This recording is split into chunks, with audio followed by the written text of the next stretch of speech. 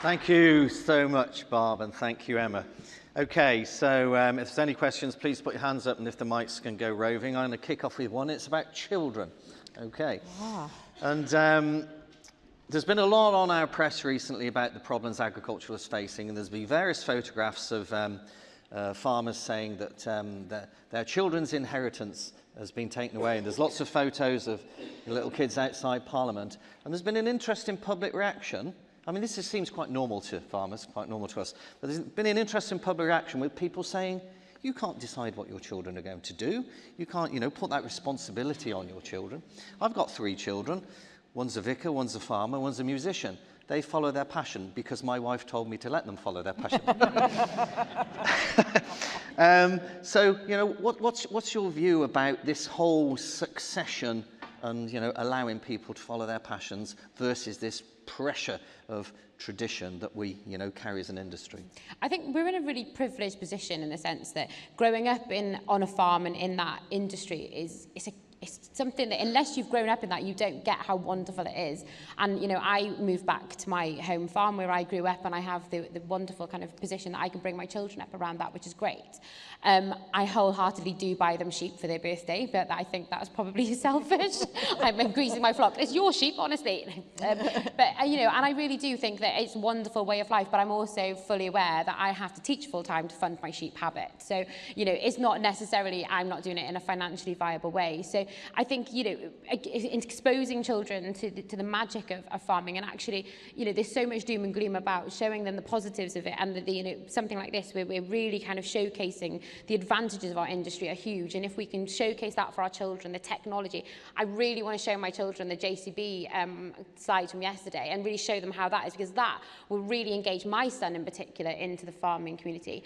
And actually, there's plenty of time for doom and gloom as they get older, and as long as we give them all of the tools to be able to kind of make those decisions themselves and be resilient and proud and really support them as parents, then ultimately their choice is their choice. As much as we'd love to create that next generation of farmers, the ones that will want to do it will want to do it, but we've just got to guide them and give them the tools to be able to make those decisions, and actually from a mental health perspective as well, be okay with that. Because sometimes, as a son of a farmer, you're turning around and saying, I'm not going to do this. That's a really difficult thing to do, and have those conversations when you don't necessarily want to carry on farming, and particularly in the way that perhaps your family farmed prior to that as well.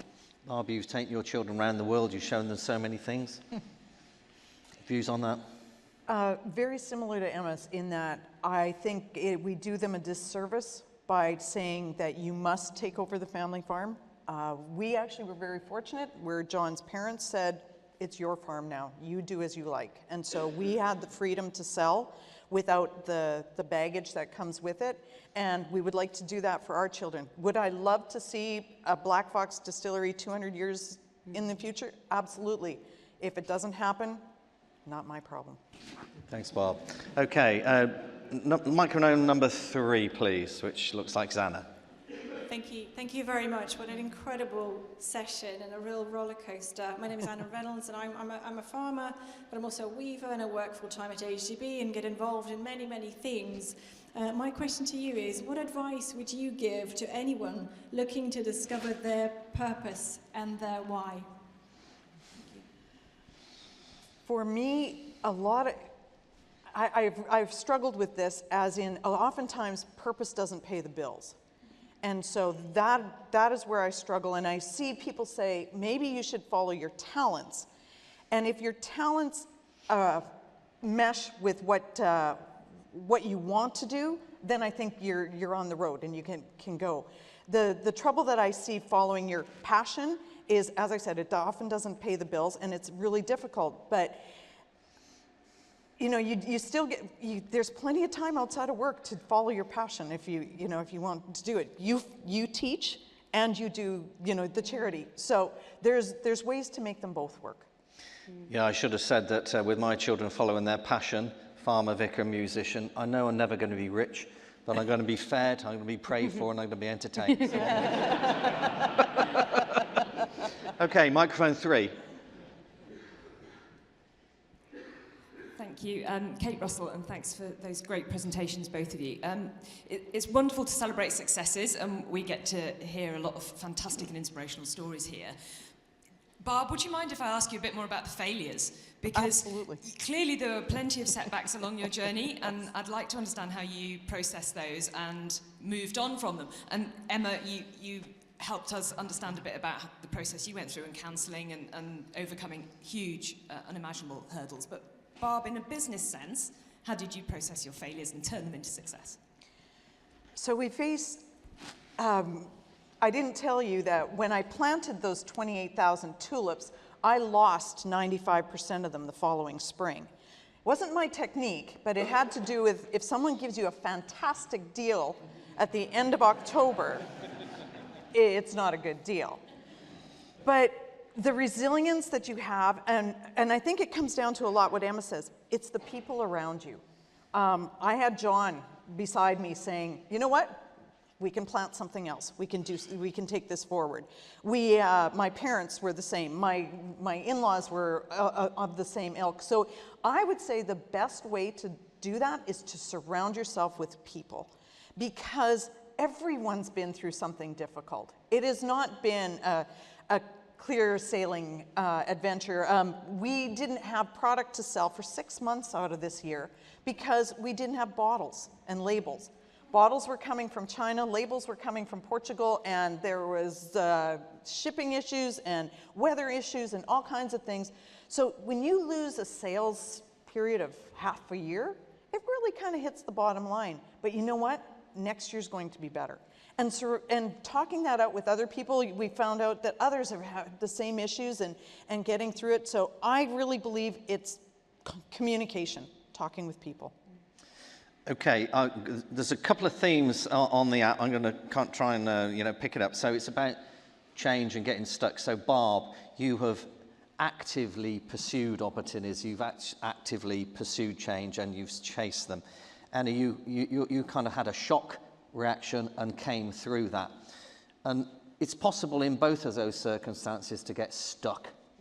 So how do you make that move? You know, we're in a world of change. Many farmers are in, a big change situation and just, can't make that next move, whether it's a positive one, new business opportunity or one born out of tragedy. How do you make that next move? I think for me, the biggest part is being okay with being stuck. I think there are going to be times in your life where you are going to come across something that is going to really hold you back, and actually taking a step back and almost sitting down and taking stock of it, I think is really important. I think there's this constant idea where we've got to fix things. Everything's got to be sorted and fixed immediately. There's this rush in society where everything's got to be done immediately.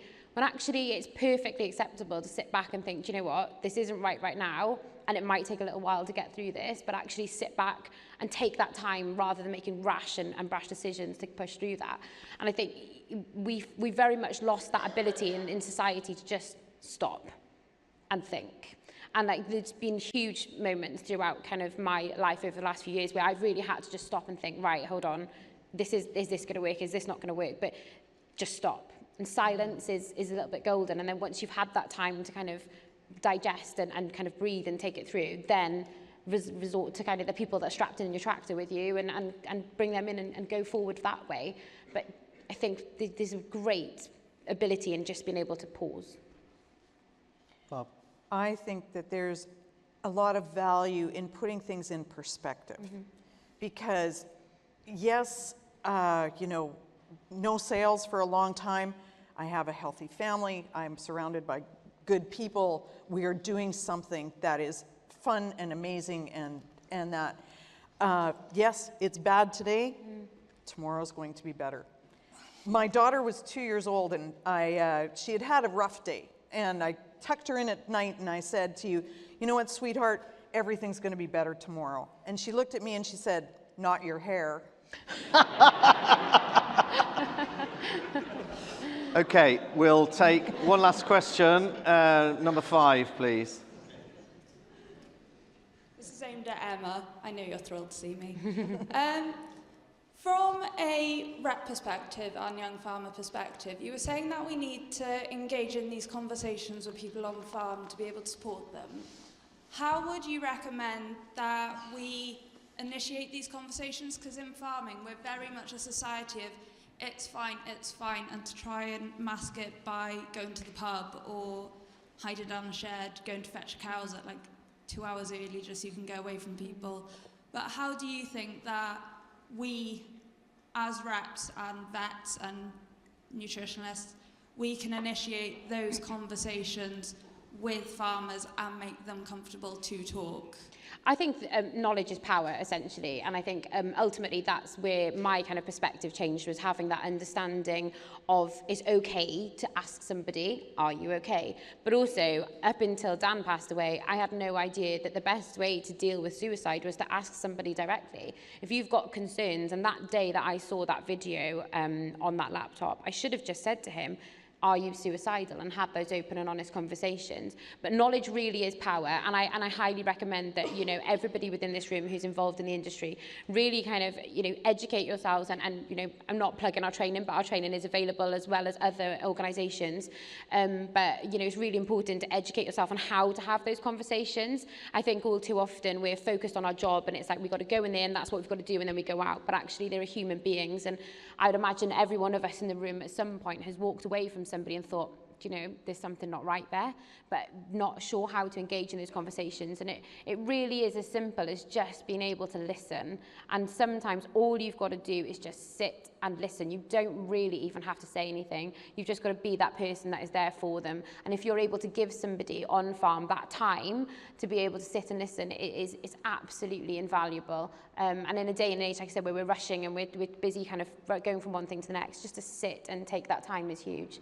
And I will say, you know, please, you know, if you want any further information about the training that's available, please do get in touch, because, you know, that it's free most of the time for everybody to attend, and quite often online as well. And our training is very much suited the agricultural sector, because a lot of the training that is available kind of widely, I remember doing the training myself, and one of the things they turned around and said was, you need to go out and get some fresh air. And I turned around and I was like, I can't tell a farmer to go and get fresh air. They're going to tell me to piss off, because that's ridiculous. I was like, they're all day in the fresh air. They need to go inside and have a cup of tea. So it's about kind of making it kind of you know, you can't, it's not necessarily our industry doesn't fit into the same, you know, corridor as everyone else, and our needs are very different, but just give people time. Okay, ladies and gentlemen, hopefully you all understand why I'm so keen to invite these two wonderful ladies to speak to us this afternoon. So please give them a tremendous round of applause. Thank you. Well done.